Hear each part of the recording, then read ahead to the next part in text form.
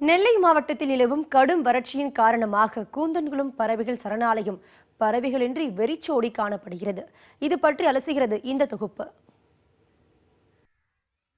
நெல்லை மாவட்டம் கூந்தன்குளம், காடன்குளம் ஆகிய குளங்களில் பல்லாயிரக்கணக்கான பறவைகள் ஆண்டுதோறும் வந்து தங்கி இனப்பெருக்கம் செய்வது வழக்கம்.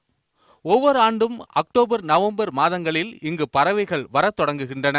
ஜூலை மாதம் வரை தங்கியிருந்து மரங்களில் கூடு கட்டி முட்டையிட்டு இனப்பெருக்கம் செய்கின்றன.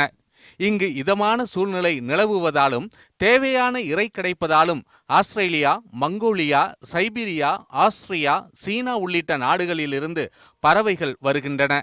கடந்த 1994ஆம் ஆண்டு கூந்தன்குளத்தை பறவைகள் சரணாலயமாக தமிழக அரசு அறிவித்தது.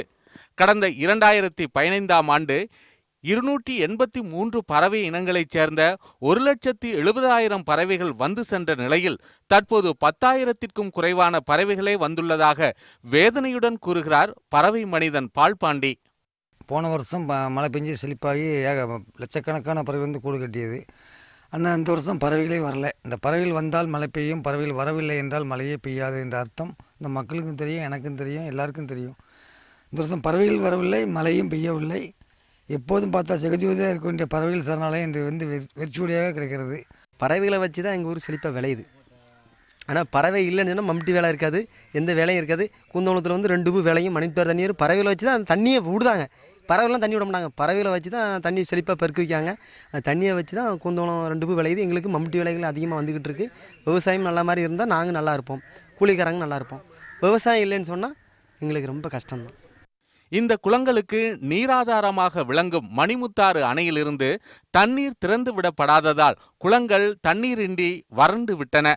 இதனால் இந்த ஆண்டு வெளிநாட்டு பறவைகள் வரவில்லை என்றும் வந்த ஒரு சில பறவைகளும் போதிய இறை கிடைக்காத நிலையில் திரும்பிவிட்டன என்றும் சொல்கிறார் பால்பாண்டே. தரையில் கூடு கட்டு பறவை கூந்தோளம் சரணாலயத்தை விட்டால் வேறு எங்கேயுமே அதை காண முடியாது, பார்க்க முடியாது, அந்த பறவைகளை கண்டுகொள்ள முடியாது. அதனால தான் இது சிறப்புமிக்க சரணாலயம். இந்தியாவிலே ஒரு நம்பர் 1 பறவைகள் சரணாலயம் எதுன்னா அது கூந்தோளம் தான். மக்களுடைய வாழ்வது மட்டும் இல்லை, அதிக வகையான பறவைகள் வருது இங்கே.